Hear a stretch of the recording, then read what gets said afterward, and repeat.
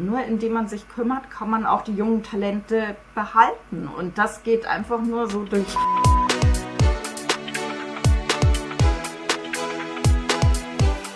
Herzlich willkommen in der Ausbildungsarena. Heute spreche ich mit einer Expertin für Kompetenzentwicklung und zwar mit Heike Singbartel. Sie ist Trainerin, sie gibt Seminare in Ausbildungsbetrieben und ich werde dir jetzt gleich ein paar Fragen stellen, 5 an der Zahl tatsächlich, rund um das Thema Ausbildung, sowohl natürlich zu ihrer persönlichen Sicht, aber auch ein Stück weit zu ihrer Arbeit.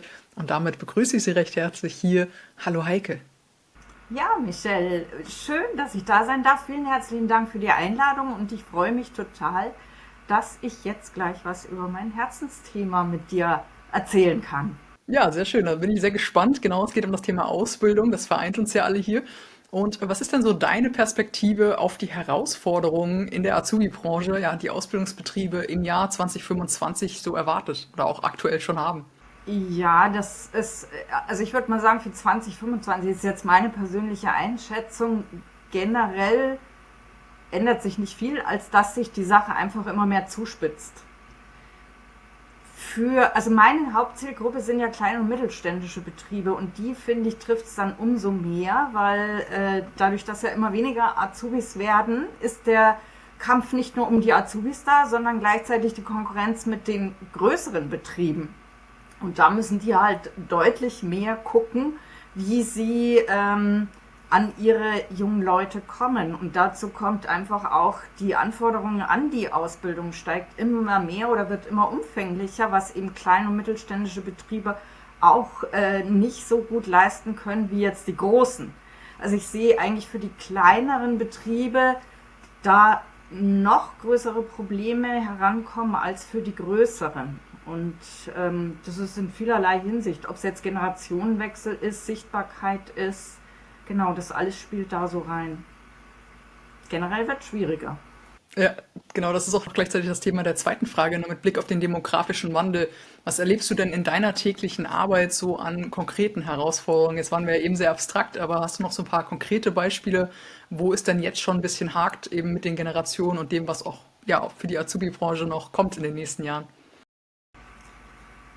Mm, genau, also das ist so mit demografischem Wandel, ja, da kann man ziemlich philosophieren drüber, mit dem demografischen Wandel.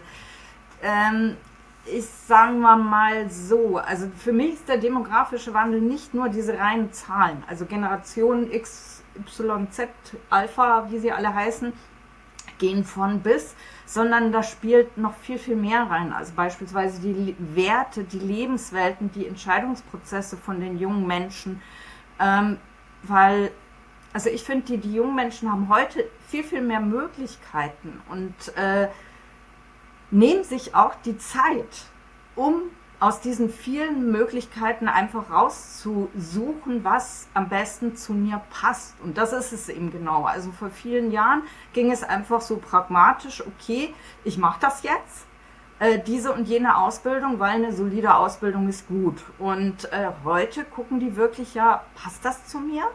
Und wenn nicht, dann suchen sich einfach was anderes. Und es geht eben heutzutage nicht mehr so um Fachwissen rein, sondern vielmehr um diese ganzen anderen Dinge, die, ja, sagt man so schön, Sinnstiftung und Entwicklungsmöglichkeiten und all sowas spielt damit rein. Und ich persönlich finde es auch immer ein bisschen schwierig, so diesen Fokus auf Generation Z und Alpha zu haben. Und weil für mich sind Jugendliche einfach keine so homogene Masse, sondern da spielt ganz viel anderes noch mit rein, also Prägungen, Werte, Bedürfnisse. Und also ich habe vor einiger Zeit eine Studie auch gelesen vom Sinus-Institut und die gehen darauf ein bisschen mehr ein. Also das ist auch in Bezug auf Berufsorientierung ist die ausgerichtet gewesen und die sprechen eben von verschiedenen Lebenswelten. Über die Begriffe kann man jetzt auch ein bisschen streiten. Also da gibt es beispielsweise die traditionell bürgerlichen und da geht es ja oft um Sicherheit, Stabilität, klare Perspektiven oder die expeditiv orientierten. Und die wollen sehr viel Flexibilität, Abenteuer, Selbstverwirklichung und sowas. Also die eher so in den unteren Lebenswelten sind, das sind auch die prekären. Und bei denen kommt es auch oft darauf an, dass die einfach ein bisschen mehr Unterstützung brauchen und eher so niedrigschwelligere Angebote. Was heißt das jetzt so fürs Recruiting beispielsweise, dass man da, finde ich, jetzt einfach nicht mehr so mh, in einer einzigen Richtung arbeiten kann, sondern viel individueller sein muss, um eben die richtigen Leute für sich ins Unternehmen zu ziehen. Die Ansprache ist anders, auch auf welchen Kanälen die erreicht werden. Also die einen, die sind mehr auf Social Media unterwegs, während die anderen so Familie, Schule oder über persönliche Kontakte gehen. Ja. Genau. Sehr schön. Welche Ausbildung hast du denn gemacht und was machst du vor allem auch heute?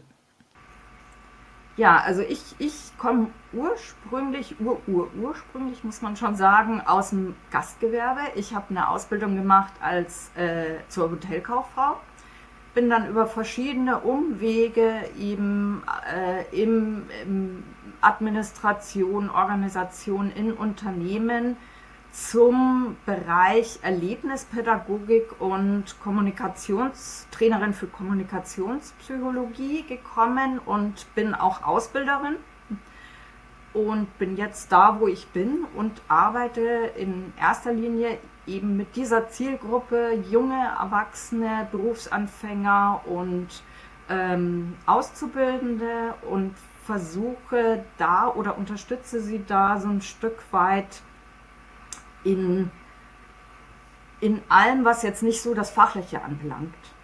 Genau, also soziale, methodische und persönliche Kompetenz. Hast du da noch ein konkretes Beispiel, also für gerade das Thema Soft Skills, eine persönliche Entwicklung, wo du vielleicht Differenzen siehst, weil du machst das ja jetzt auch schon ja, ein paar Jahre. Siehst du da Unterschiede jetzt in den letzten Jahren im Vergleich zu vielleicht vor 10 oder 15 Jahren? Es wird immer wichtiger. Also das merke ich.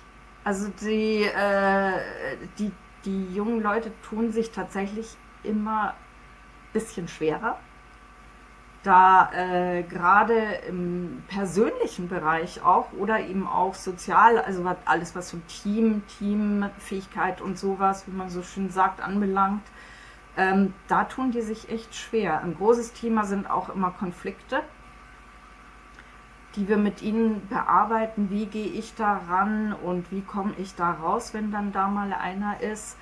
Selbstvertrauen, das sind alles so Schlagworte.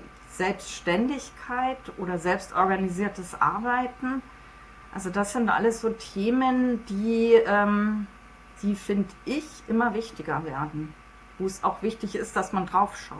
Und das sind eben so Sachen, wo ich auch festgestellt habe, ja, also große Unternehmen können das gut leisten, die haben die Leute dazu, aber eben kleine und mittelständische Unternehmen, die sind nach wie vor hauptsächlich auf die fachliche Ausbildung ausgerichtet. Das stimmt, das ist ein ganz wichtiges Thema, was oft zu kurz kommt. Ja, wie unter anderem auch das Thema Marketing, was ja viele dann auch nicht im Genau. Haus haben. Genau, damit kommen wir auch schon zur letzten Frage und zwar, welchen Impuls würdest du persönlich aufgrund deiner Erfahrungen Ausbildungsbetrieben gerne mitgeben zum Thema ja, Azubi-Gewinnung? Also worauf sollten sie jetzt wirklich unbedingt achten? Was sollten sie vielleicht mal bedenken, anders zu machen? Also mein Kernthema ist ja nicht Azubi-Gewinnung, sondern eher Azubi-Bindung, was jetzt ein Stück danach kommt, Genau. aber genauso wichtig ist. Ja. Ja? Und da würde ich denen tatsächlich gerne mitgeben wollen, dass sie im Hinterkopf behalten, dass Azubis eben keine kurzfristigen Arbeitskräfte sind, sondern dass sie wie ihre Zukunft behandeln sollen. Weil Azubi-Bindung, dass sie wirklich da bleiben. Also es ist eine Sache, die alle herzuholen, aber es ist die andere Sache, dass sie auch dazu zu bringen, dass sie wirklich da bleiben. Weil die meisten Ausbildungsabbrüche, die finden in den ersten paar Monaten statt oder davor sogar. Also zwischen Vertragsabschluss und tatsächlichem Ausbildungsbeginn. Und da ist es eben ganz wichtig, die jungen Leute da zu halten und das kann man nur machen, indem man sich kümmert. Nur indem man sich kümmert, kann man auch die jungen Talente behalten. Und das geht einfach nur so durch Wertschätzung, Perspektiven zeigen, Entwicklungsmöglichkeiten aufzeigen und einfach auch durch eine positive Unternehmenskultur, die sie dann erleben dürfen und wo sie sich dann auch identifizieren und dann bleiben die auch gerne da. Genau, und ich finde, für mich ist es tatsächlich trotzdem, also ja, du sprichst von Bindung, aber das ist trotzdem ein Faktor, der auch in der Azubi-Gewinnung eine Rolle spielt, weil wenn man in der Lage ist, das intern zu haben, also wir beim Thema Employer Branding, kann man es eben auch nach außen tragen und ein Stück weit für sein Marketing oder die Azubi-Gewinnung nutzen, weil die Leute reden ja miteinander, gerade in kleineren Ortschaften, ja, da weiß man ja dann auch, okay, der andere, ne, der große Bruder von dem und dem macht da die Ausbildung, ich frage Genau, den einfach mal. Und genau. da spielt genau das rein, ne? Wenn die Bindung gut ist, Ja, erzählt er auch gute Dinge, ja. ja, Sehr schön. richtig. Gut. Dann herzlichen Dank schon mal, Heike, für diese Einblicke in deine Arbeit, die Sicht auf die Azubi-Welt. Vielen herzlichen Dank und alles Gute. Danke dir. Wenn ihr weitere Fragen habt, kontaktiert gerne Heike. Ihre Kontaktdaten, LinkedIn-Profil findet ihr unter diesem Video. Insofern meldet euch da sehr gerne. Herzlichen Dank fürs Zuschauen und bis zum nächsten Mal.